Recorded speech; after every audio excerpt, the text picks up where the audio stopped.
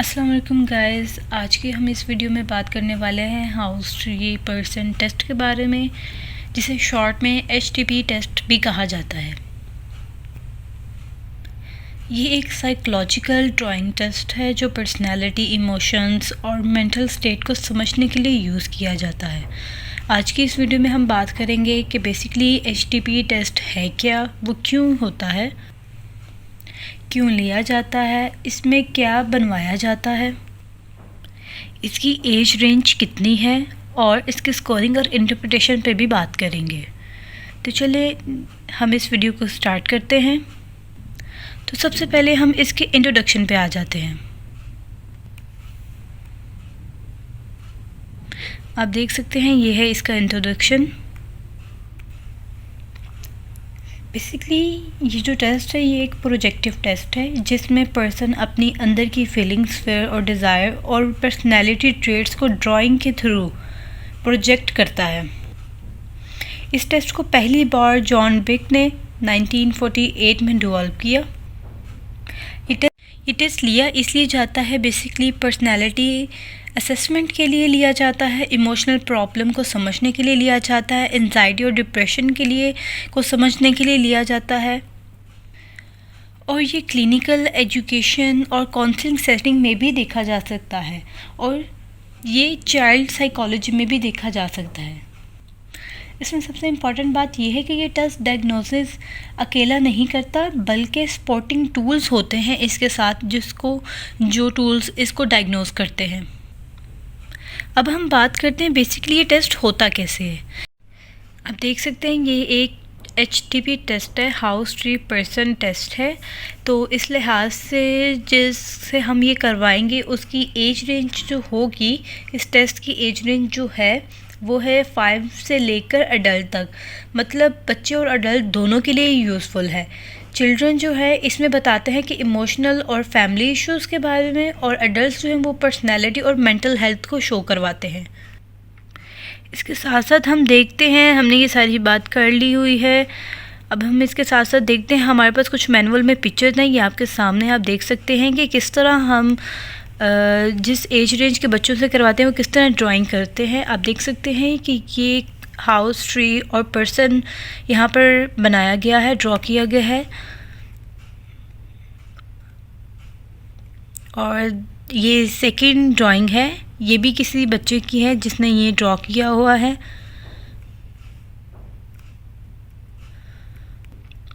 आप देख सकते हैं ये ड्राइंग इतनी परफेक्टली नहीं है क्योंकि ये बच्चों की ड्राइंग है। बेसिकली ये टेस्ट है ही बच्चों के लिए, ये एडमायर भी बच्चों पे ही किया जाता है। अब हम इसी तरह अपने पार्टिसिपेंट से ये तीनों चीज़ें ड्रॉ करवाएंगे एंड देन उसकी स्कोरिंग करेंगे एंड देन फिर उसकी हम इंटरप्रिटेशन करेंगे।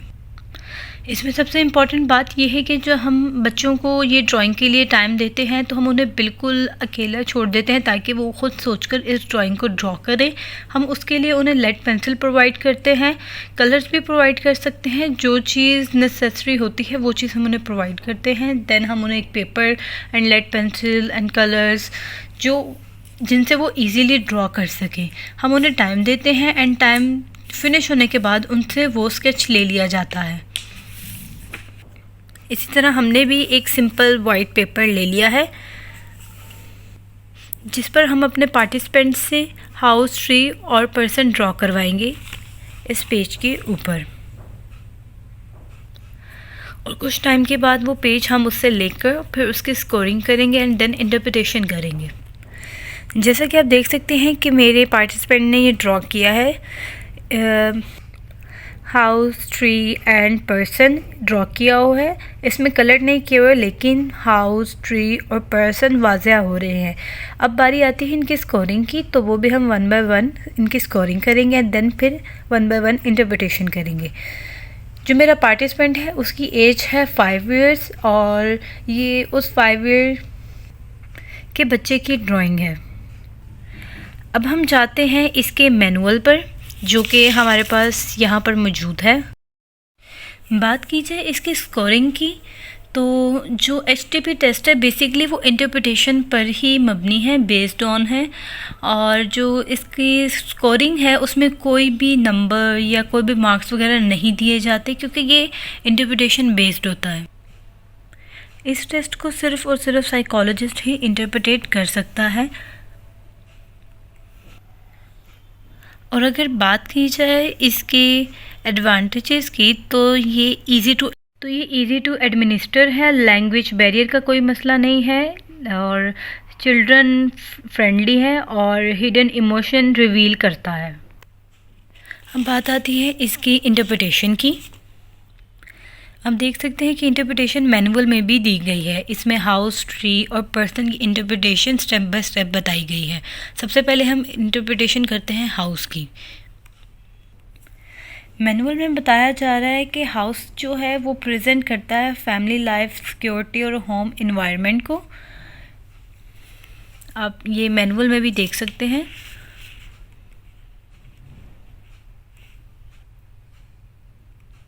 ये हाउस उन्होंने दिया हुआ है और साथ में उसके इंटरप्रिटेशंस हैं।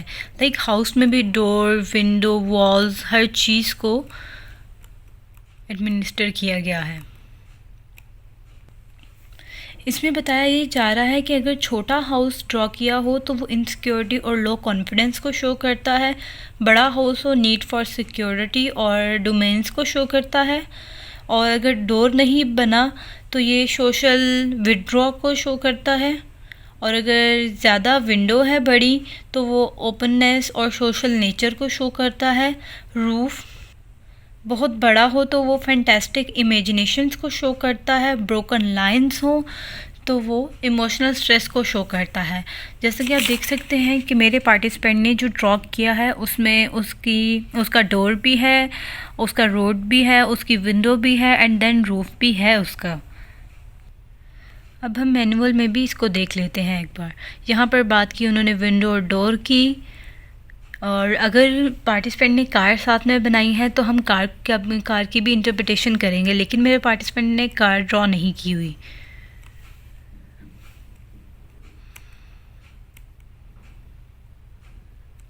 अब बात आती है ट्री की इंटरप्रिटेशन की बात आती है। ये आप देख सकते हैं कि मैनुअल में भी इंटरप्रिटेशन सारी कंप्लीट बताई गई है ट्री के बारे में भी। अब आप मेरे पार्टिसिपेंट की ड्राइंग को देख सकते हैं जो कि उसने ट्री ड्रॉ किया हुआ है एंड देन हम इसे इंटरप्रेट करेंगे। इंटरप्रिटेशन के मुताबिक बताया जा रहा है कि जो ट्री है वो रिप्रेजेंट करता है इनर स्ट्रेंथ को, इमोशनल ग्रोथ को और ईगो को। और इसमें बताया जा रहा है कि अगर स्ट्रॉन्ग ट्रंक हो तो वो इमोशनल स्टेबिलिटी को शो करता है, और अगर रूट्स दिखाई जा रही हों तो वो नीड स्टेबिलिटी को शो करता है। आप इधर देख सकते हैं कि यहाँ पर रूट्स की भी बात की गई है नीचे वाली स्लाइड्स में, ये देखें। और ब्रांच की भी बात की गई है। ब्रांच अगर ऊपर हो तो एम्बिशियस और होप को शो करता है। ब्रांच अगर कट हो तो फ्रस्ट्रेशन और ट्रॉमा को शो करता है। और अगर उसके अंदर लीव्स ना हो तो वो डिप्रेशन और लो एनर्जी को शो करता है। अब हम अपने पार्टिसिपेंट की ड्राइंग को एक बार दोबारा देख लेते हैं। तो आप ये देख सकते हैं कि मेरे पार्टिसिपेंट ने लीव्स भी ड्रॉ किए हैं, ट्री भी कम्प्लीटली ड्रॉ किया हुआ है, लेकिन इसमें रूट्स नहीं है। अब थर्ड बारी आती है पर्सन की, कि पर्सन को इंटरप्रेट करना है। ये पर्सन की बात की जा रही है। इसमें आप देख सकते हैं मेरी ड्राइंग पर कि जो मेरे पार्टिसिपेंट ने एक पर्सन ड्रॉ किया है, ये एक मेल की स्केचिंग है, क्योंकि ये एक मेल ने ही ड्रॉ किया हुआ है। जैसा कि मैंने आपको बताया कि ये एक मेल ने ही अपनी ड्राइंग यहाँ पर ड्रॉ की हुई है। और यहाँ पर बताया जा रहा है कि जो पर्सन है वो सेल्फ इमेज, सेल्फ कॉन्सेप्ट को और रिलेशनशिप को शो करता है। आप यहाँ पर देख सकते हैं कि मैनुअल में बताया जा रहा है उसके टोटली फिगर के बारे में जो कि ड्रॉ किया गया है। अगर छोटा फिगर हो तो वो शो करता है लो एस्टीम, सेल्फ एस्टीम को शो करता है। और अगर बड़ा फिगर हो तो डोमेन्स और कॉन्फिडेंट को शो करता है। साथ में उसने अगर हैंड बनाए हुए हैं तो वो हेल्पनेस को शो करता है। हैंड नहीं बनाए हुए मतलब एक मेरे पार्टिसिपेंट ने हैंड बनाए ही नहीं है तो वो हेल्पलेसनेस को शो करता है। अगर बनाए हुए हैं तो वो इस चीज़ को शो नहीं कर रहा होता। आइज़ बंद हैं तो वो सुपीशियस और अलर्ट को शो करता है। अगर माउथ ही नहीं बनाया तो वो कम्युनिकेशन प्रॉब्लम को भी शो करता है। आप यहाँ पर देख सकते हैं कि इंटरप्रिटेशन में सब कुछ डिटेलली बताया गया है।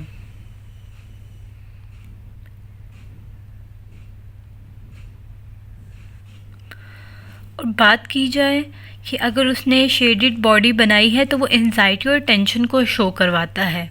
अब हम देखते हैं इससे प्रॉपर अपने स्केच के साथ कि मेरे पार्टिसिपेंट ने जो ड्रॉ किया है वो कैसे वाला किया था। अगेन हम अपने स्केचिंग को देखते हैं, ड्राइंग को जो हमारे पार्टिसिपेंट ने ड्रॉ किए। उसमें इसके बाल भी हैं, आइज़ भी है, नोज़ भी है, ईयर भी, लिप्स भी, इवन कि उसकी फीचर्स, उसके बॉडी पार्ट्स कम्प्लीटली पूरे हैं। जैसा कि हम बात कर रहे थे इसकी इंटरप्रिटेशन की, तो हमने अपनी तीनों ड्राइंग्स की इंटरप्रिटेशन स्टेप बाय स्टेप कर ली हुई है। अब यहाँ पर बात आती है प्लेसमेंट और ड्राइंग स्टाइल की। तो यहाँ पर बताया जा रहा है कि लेफ़्ट स्टाइल जो है, लेफ़्ट साइड ड्राइंग की, वो शो करता है पास्ट ओरिएंट को। अगर राइट साइड है तो वो फ्यूचर ओरिएंट को शो करता है। अगर वो सेंटर ड्राइंग है तो वो बैलेंस्ड पर्सनैलिटी को शो करता है। और अगर वो हैवी शेडिंग है तो वो एंजाइटी को शो करती है। और लो ड्राइंग को शो कर और अगर लो ड्राइंग है तो वो ऑब्वियसली लो एनर्जी को शो करता है, लाइट ड्राइंग। लेकिन आप देख सकते हैं कि मेरे पार्टिसिपेंट की डिफरेंट ड्राइंग है थोड़ी, तो हम अब इसकी इंटरप्रिटेशन को देखकर एक प्रॉपर एक दो लाइंस में उसकी सिंपल इंटरप्रिटेशन करते हैं तीनों को इकट्ठे करके, कि बेसिकली मेरे पार्टिसिपेंट की क्या फीलिंग्स हैं, क्या वो पर्सनैलिटी है उसकी। अगर ओवरऑल बात की जाए तो इमोशनल सेंसिटिव है जो मेरी ड्राइंग मेरे पार्टिसिपेंट ने ड्रॉ की हुई है, उसको देख कर लग रहा है। और सिक्योरिटी को वैल्यू करता है।